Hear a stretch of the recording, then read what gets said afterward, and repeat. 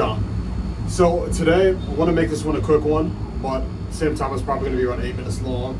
But I want to talk about the visa extension process, mainly related to the Philippines. Very simple, very straightforward.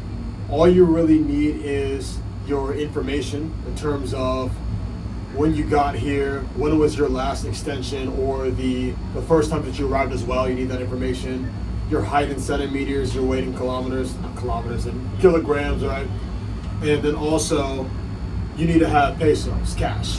From what I've experienced, I go to the office in BGC. It's an office called SM Aura. You'll know the building because it's that big L-shaped one, and like it starts out flat and goes way up high. You don't have to go too far up, but you do have to go up to the 8th floor. So you essentially walk in, you go up the escalator, then walk around, go up the escalator again, walk around, up the escalator. You do that about 4 or 5 times. And at the very top of the main mall, it has a bit of like a sky bridge that you walk across. Walk across there, security guard's gonna scan you just one more time just to make sure, because that's where the business offices are for governments and those types of things. So a little bit extra security there, right? But anyways, once you go through those doors, another set of escalators, and there's elevators that are going to be able to take you up to the 8th floor. I normally don't take the elevators because they are very slow. There are 6 of them, and those have to be the slowest elevators I've ever used in my entire life. I'm actually serious. I'm not exaggerating that. So I normally just take the stairs. It's faster. Of course, you use more energy going up them, but hey, if you're young and you're fit, then it's fine. Or if you're older but you're still somewhat in shape, then it should be fine as well, right? And if you're not, just take the elevator. Just wait extra time, right? But after that, you'll pretty much see the place. It's straight up right there. It's got it printed on the side. Foreign Affairs or Immigration's office. Bureau of Immigration, there we go, that's what it's called. Bureau of Immigrations, and that is a satellite office.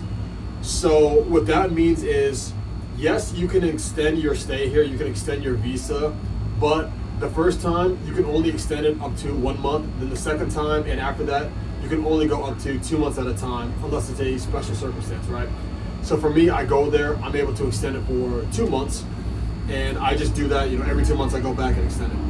If you want to extend your visa for 6 months or more, or like anything longer than 2 months, essentially, so up to 6 months is what I've been told, then you have to go to the main office.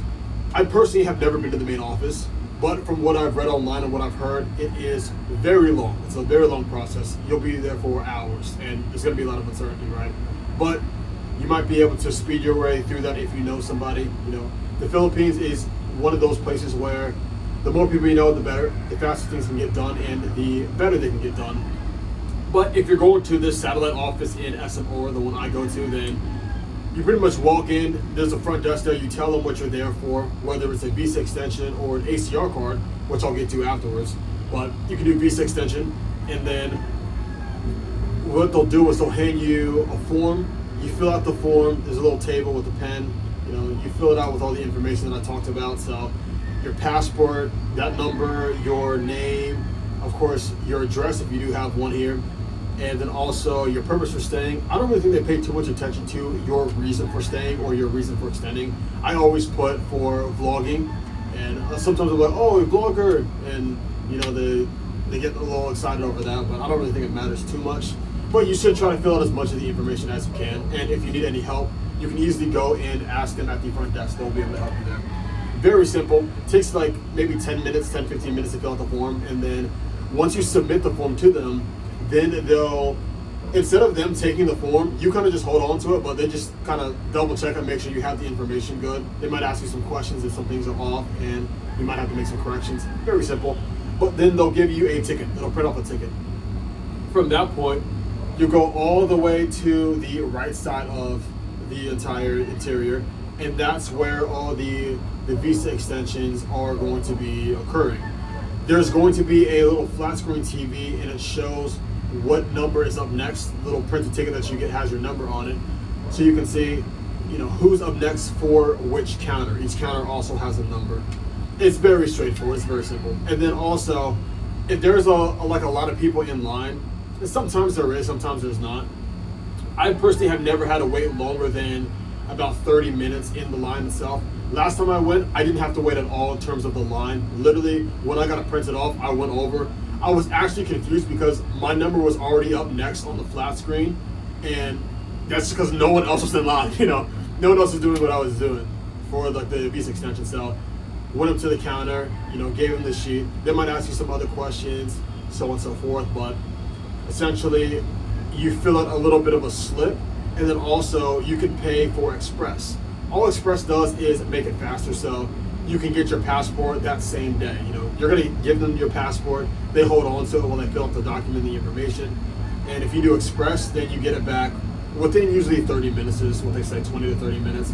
Sometimes it can be very fast, you can get it back within like 5 or 10, but normally what I do is after I fill out the little slip that they give you, they'll also give you the total for how much it'll cost. For me, extending 2 months, that was about 3,500 pesos for my recent extension, right? Which is, I don't really have my phone for a quick conversion here, but the 3,500 plus it's 1,000 for Express, 1,000 pesos. In total, that cost me about 80 to 85 USD. That's how much it costs for a 2-month extension. So you can split it in half and say about like $40 a month to extend, which to me isn't that bad. If you're making your currency in USD and you have some sort of remote job, or your money's coming from overseas, then it's going to be very strong and powerful over here. So that's a lot of work. $40 you can stay a whole another month. That's nice, right? But that's how that's done. You give them that form, you give them your passport, and you fill out a little slip, and they print out the receipts for how much you have to pay. You'll sign off on them so you acknowledge that this is how much you have to pay, this is how much you're going to pay, and then they hold on to that information. You now go over to the cashier sector, and they are cash only. No credit card, no GCash.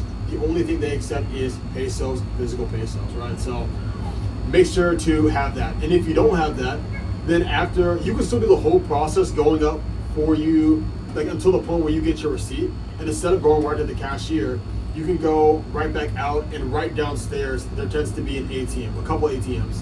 So you can just put your card in there and then take out pesos that way.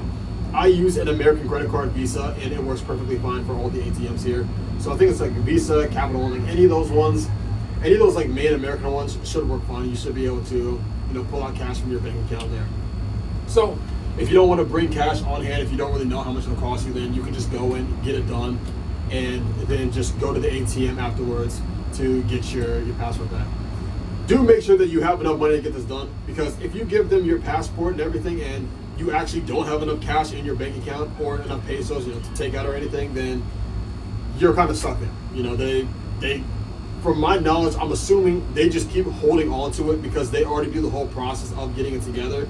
But since you haven't paid yet, you can't get your passport. So be sure to just have that together. I recommend have that together. And you can also look up online how much exactly it'll cost. I believe they have their website. The Bureau of Immigration website should have the exact prices. But straightforward, once you pay for it, then she'll give you another little, I say sheet, but sometimes it's he there. They'll give you another receipt, and then you take that receipt over to the releasing counter. There's normally not a line for that counter.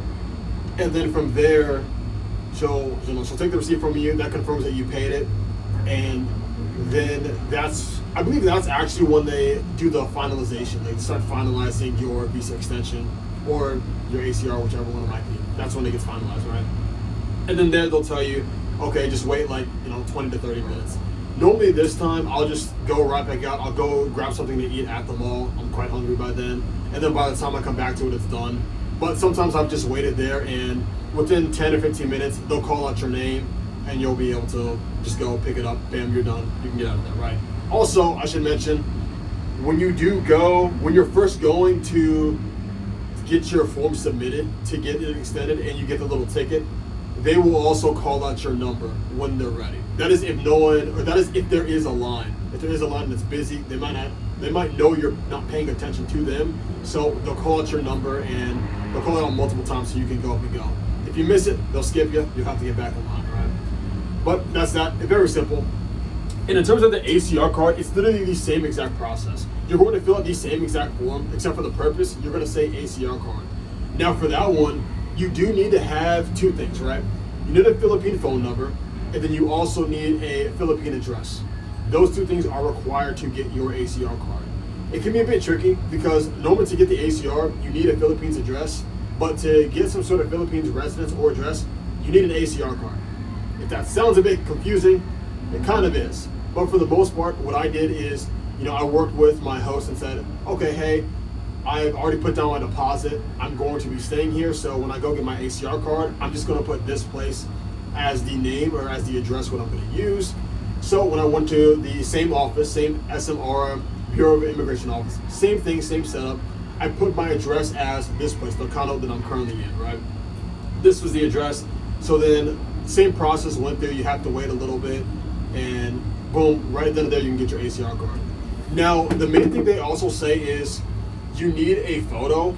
I didn't take any additional photo. None was taken of me either. Literally, they took the photo from my passport and used that for my ACR card. Next time when I do have to renew my card, I think I will have to take a fresh photo for that one, but when I got my card, they just used the same photo, so didn't have to worry about anything there. I forget how much mine cost, so you will have to do some research online. Maybe it was about the same, like 4,000 to 6,000 pesos for the ACR, so about like 100 USD. But that card, it lasts a year, so if you want to split that into 12, then that's literally like less than 10 bucks per month, essentially. But that's how that works out. A very simple process, very straightforward. The most confusing part is having the permanent address and then also the Philippines phone number. Philippines phone number, pretty simple. You want to get yourself a lower end phone.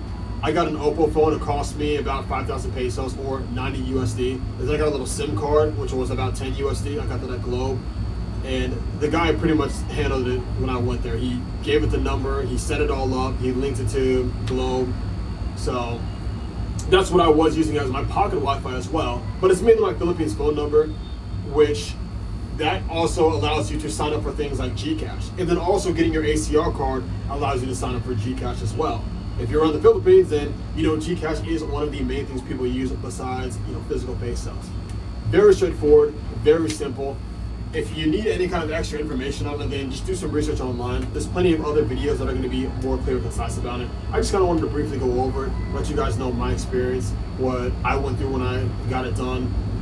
It's more so just stressful in your mind. Once you go and you have your passport and you have your phone number and your address for the ACR card, very simple. And if you're not doing that, all you really need is your passport and your information in terms of like where you're from, your address, XYZ, to get it extended. They used to actually, one last thing, right? They used to give you this big old paper and you would need to keep that and take that with you every time you went. However, every time you went to re-extend it. However, they just started using stamps. So now I don't really think you need to bring that paper anymore. They'll still give you it. It's more so your physical copy of the receipt, and you can still bring the most recent one when you go to extend again. But now I think you're also fine with just your passport because it now has that sticker within it. That's pretty much it. I believe this has been a 13-14 minute video. A little bit longer than I would have liked. I was kind of aiming for around 8 minutes, 8 or 9 minutes, but that should be pretty much everything I can think of. If you guys have any kind of questions, then the best thing to do is probably shoot me a message on like Instagram. And I don't check TikTok messages at all. Facebook page, I kind of just started looking at messages on there, but the best one is Instagram. I usually check those, every few days I'll go through my requests and see. So if you have any questions, be sure to shoot it there. Anyways, like always, appreciate you watching. Hope you enjoyed it, and I'll catch you in the next one. Take care. Shoot.